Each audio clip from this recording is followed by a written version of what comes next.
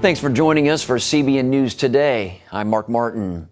A magnitude 6.0 earthquake struck Northern California Sunday near Napa Valley. That's the strongest earthquake to strike the region since the 6.9 Loma Prieta quake in 1989. Today, Operation Blessing is on the scene, helping residents with cleanup. Caitlin Burke reports.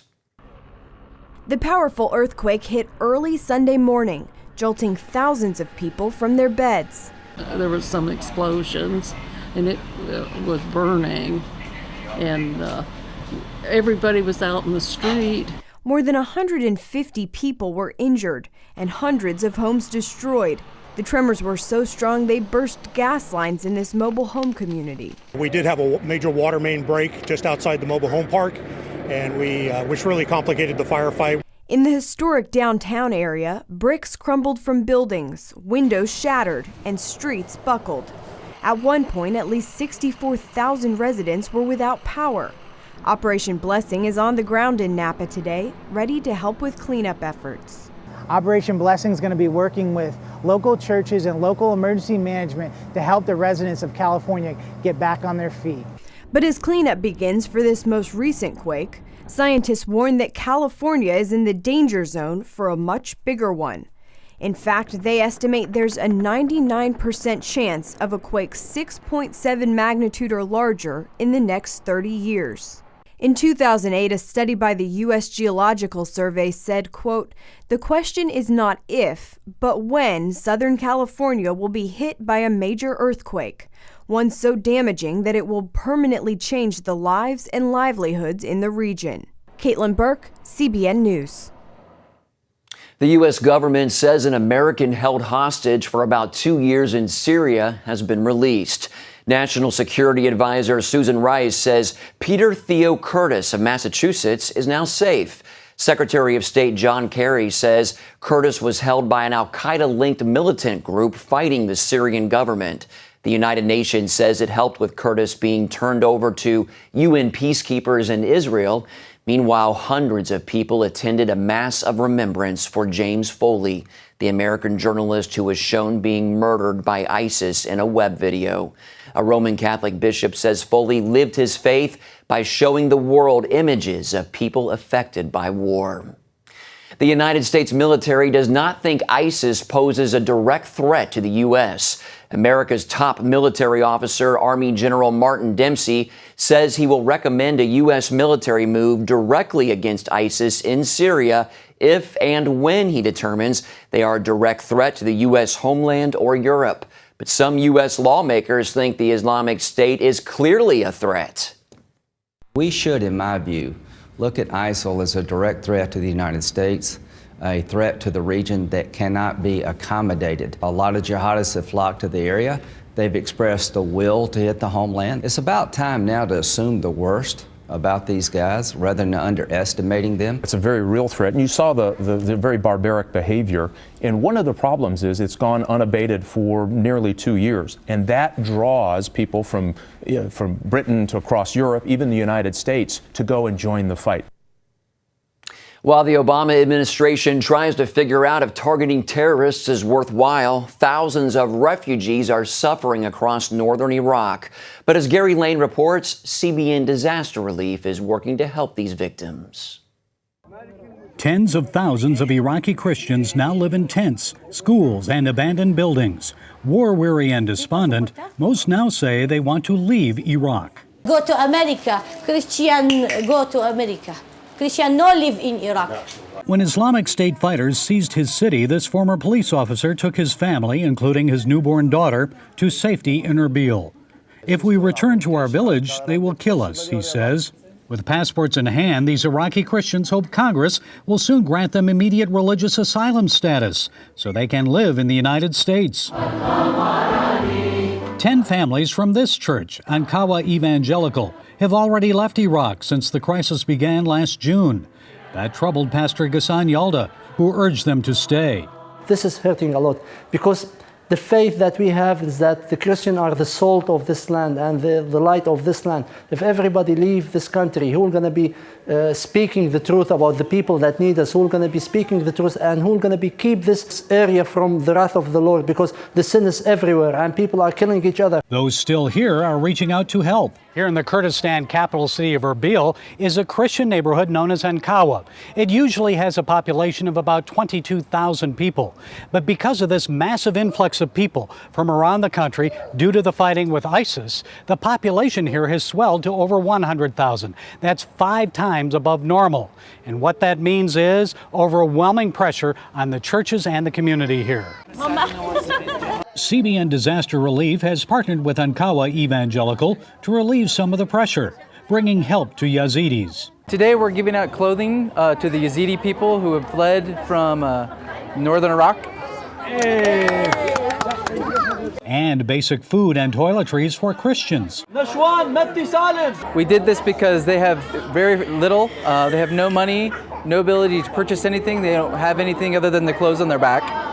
And it's not just material relief that CBN is providing. Episodes of the animated Bible series Superbook were shown to the refugee children in their own Arabic language. Through the comfort of the gospel and through the comfort of Superbook, you show that Christians truly love them.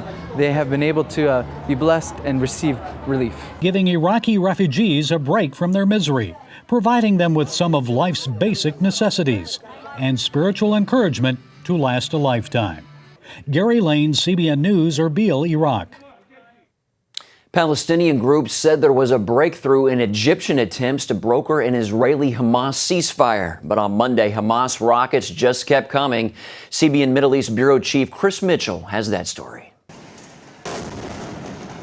Israel bombed a Hamas command and control center in Gaza over the weekend. It's part of the latest round of fighting after Hamas broke a ceasefire for the 11th time in the month-and-a-half-old conflict. This Iron Dome anti-missile battery shot down a rocket headed towards Jerusalem over the weekend. Hamas has launched more than 700 rockets and mortars at Israel since breaking the ceasefire. On Friday, 4-year-old Daniel Traegerman died in a mortar attack on kibbutz Nahal Oz near the Gaza border. In another attack, a rocket struck a synagogue in Ashdod. Israeli Prime Minister Benjamin Netanyahu said Hamas would continue to pay a heavy price for what he called the crimes that it's perpetrating. Hamas publicly executed 18 Palestinians it accused of collaborating with Israel. Human rights groups across the political spectrum condemn the executions. Meanwhile, Palestinian Authority President Mahmoud Abbas said he plans to unveil what he called an unconventional solution to the Israeli-Palestinian conflict. Abbas linked his future with Hamas, despite Israel's revelation last week that the terror group planned to overthrow him. This delegation includes all Palestinian factions, including Hamas, in order to return to the negotiation table to achieve a long-term ceasefire and to discuss other issues on the negotiation table afterwards. But negotiations with Hamas remains a non-starter for Israel, since the group's main goals are killing Jews and destroying the Jewish state. Chris Mitchell, CBN News, in the hills of Jerusalem. Forbes magazine says they're investigating how the international press is mishandling the Israel-Hamas war. Investigative journalist Richard Behar focuses heavily on the New York Times. He says so much of the Western coverage has been predictably skewed against Israel through those time-honored journalism tools of sloppy and lazy reporting, superficiality, nuance, omission, lack of historical knowledge, or flat-out agenda-driven lies and bias. Wow. The Foreign Press Association in Israel says Hamas has been intimidating foreign reporters and condemned the terrorists for their actions. Investigative reporter Gary Weiss says the news outlets have become, quote, a part of the Hamas war machine. Back here in the U.S., tonight's Emmy Awards will broadcast a tribute to the late Robin Williams. Like Williams, actor Ben Stein says he too struggled with depression and thoughts of suicide. It's unclear if Williams was on antidepressants, but Stein told CBN News the closest he came to actually taking his own life were the times he was taking antidepressants. The absolute worst I've ever felt in my entire life was under the influence of two drugs called Thorazine and Mellaril. And they're supposed to make you feel better when you had suicidal thoughts. They had the exact opposite effect, and I really came close to death. And then quite recently, a drug called Wellbutrin, which is a well-known antidepressant, was prescribed to me, and it worked actually quite well for about 2 weeks, and then I just felt an overwhelming compulsion to commit suicide, and I stopped taking it and it went away. And that being said, if they work for other people, God bless them. Stein says he has kept depression and thoughts of suicide at bay through prayer, rest, and fresh air, and getting into a 12-step program. Coming up, over-criminalization in America. See the shocking story of one man threatened with jail time just because of dead birds. Welcome back. Solar power plants are supposed to be an environmentally friendly source of energy, but one of them is actually slaughtering thousands of birds by accident. It's happening at a state-of-the-art solar plant in the Mojave Desert. The plant's mirrors focus the sun's rays onto a water tower to produce steam which turns turbines to create electricity. But birds have been flying through those laser-like rays, getting scorched in mid-air in a puff of smoke. Federal wildlife investigators report an average of 1 death every 2 minutes, and that could mean up to 28,000 birds killed each year.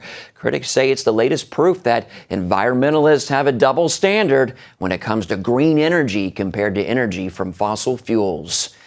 Suppose your cat killed a bird or a bird crashed into your window and died, and then a federal prosecutor showed up to put you in jail.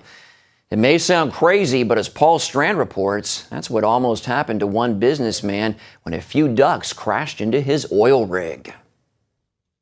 Recently, a Texas oilman suddenly found himself facing a frightening fate. While Bud Brigham was working at his offices here in the Austin area, little did he know that the death of 2 birds hundreds of miles away in North Dakota could threaten to put him in a prison cell. His drill sites, like most, have waste pools next to them, and some birds land in them and drown. Brigham got word a federal prosecutor was making a special effort to find such dead birds. Justice Department appointed me, apparently chartered a helicopter to go search for this, and flew around to all the different well sites in western North Dakota. This prosecutor used what he found to charge 7 oil and gas companies with criminally killing birds, 2 mallards in Brigham's case, in violation of the Migratory Bird Treaty Act. Now, this 1918 law was only supposed to be used on poachers or hunters deliberately and illegally killing migratory birds. But that didn't stop this prosecutorial team. They had found 28 total birds and 2 on our well sites. And for 2 mallards, there were cash fines, but also that as CEO that I could potentially serve 2 consecutive 6-month terms in prison. Vigrant Reddy fights for criminal and prison reform from a think tank in Texas. It just seems completely absurd to think that you would lock somebody up for something like that. I am a father of 5, with children from 8 to 17 years old, and to think that I could possibly go to prison for this for up to a year, it was just really almost, it was very surreal. Even more surreal, if the government could have imprisoned these oil execs, it could theoretically throw any American in jail if they had any connection to a migrating bird's death.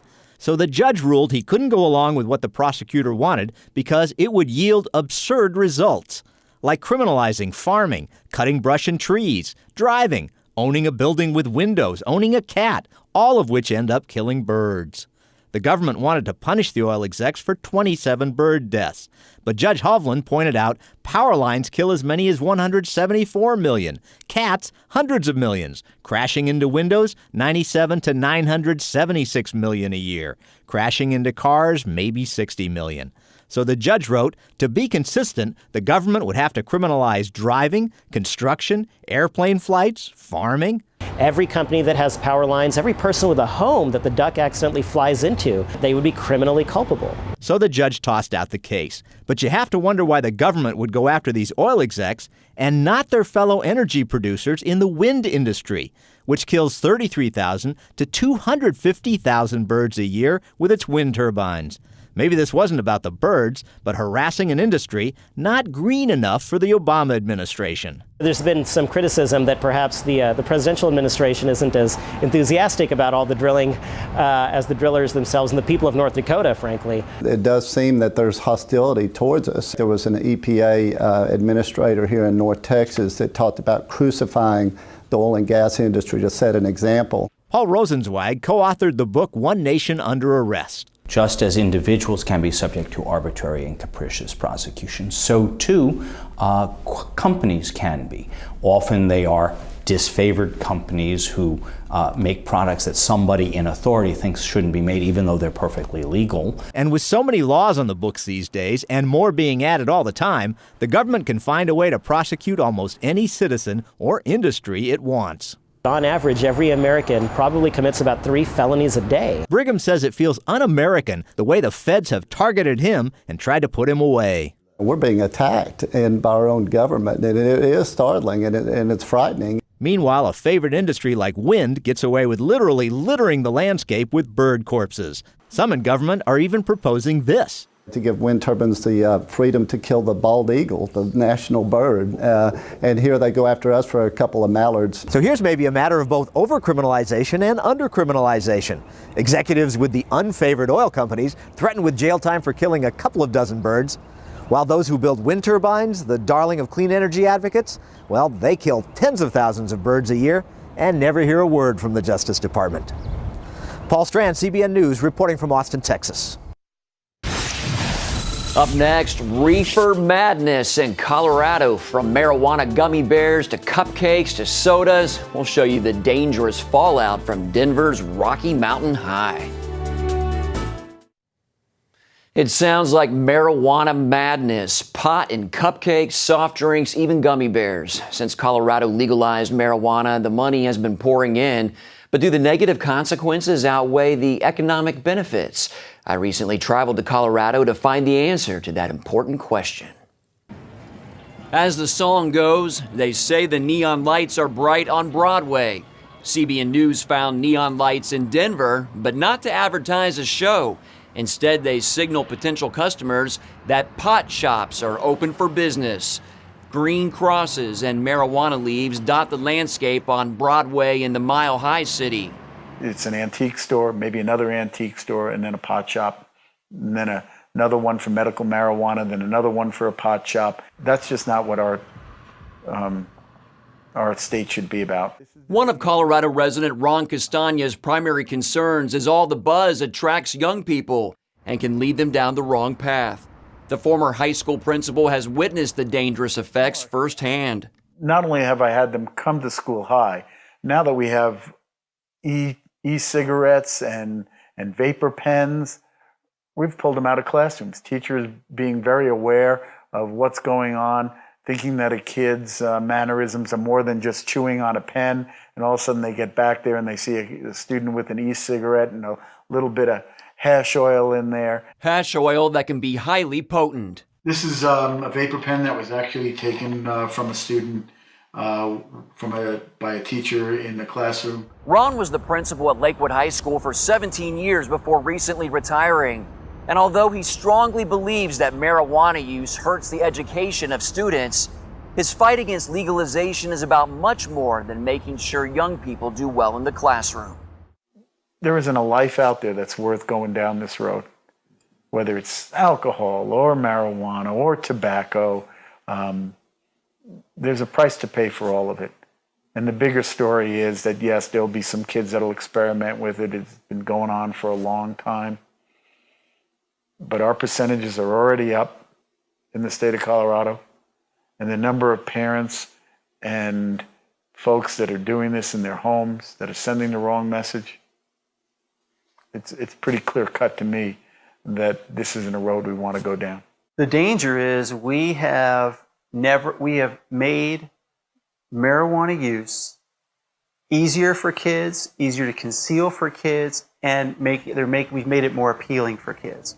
We have marijuana gummy bears, cupcakes, soda, vaporizers that deliver insanely potent marijuana that kids can conceal their use. Bob Doyle heads the group known as SAM, which stands for Smart Approaches to Marijuana. Project SAM is a national movement working to counter the marijuana industry through education. As your kids head back to school this fall, listen to these numbers involving students in Colorado. Kids don't know the harms of marijuana. We have, when you look at Denver, let's take an example where most of the commercialization of marijuana has happened since 2009 in Colorado. Almost a third of Denver's high school students are using marijuana. In the 10th and 12th grade, it's 50% higher than the national average, their marijuana use rates. Their 8th grade marijuana use rate is almost 3 times the national average. In other words, almost 20% of Denver's 8th graders smoke pot. The state of Colorado surprised people around the world in November 2012 when residents voted to legalize recreational marijuana for adults 21 and over. Supporters touted the tax revenue, but has it led to a financial boost for the state? One report estimates the legal pot business bringing in around $11 million since shops opened in January. Another shows that tax revenues have not met expectations. Financial benefits or not, Colorado residents like Bob Doyle and Ron Castagna believe the negatives are enough to repeal the legalization. They're a part of a growing organization working to get that measure on the ballot. The group is getting bigger and bigger as they see more and more of what's going on out there. And it crosses all walks of life and all types of people who are just concerned, not just for our young people, but for all of our society. I don't know how we can be productive and how we can be in the game when we're high. And we'll be right back.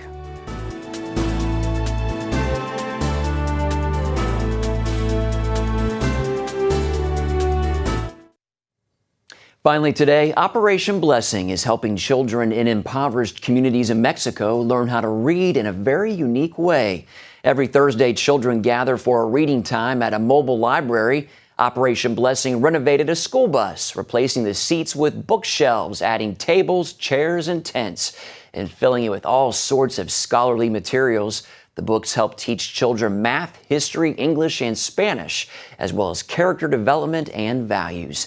Some of the kids have said they didn't know reading was so much fun. That's great to learn that at such an early age. Boy, Operation Blessing seems to be everywhere. Hats off to them. That's it for now on CBN News Today. You can find more of our exclusive coverage of the issues you care most about at cbnnews.com and tell us what you think about the stories you've seen here. You can do that on Facebook or at CBN News on Twitter. We hope you'll join us next time. Have a great day.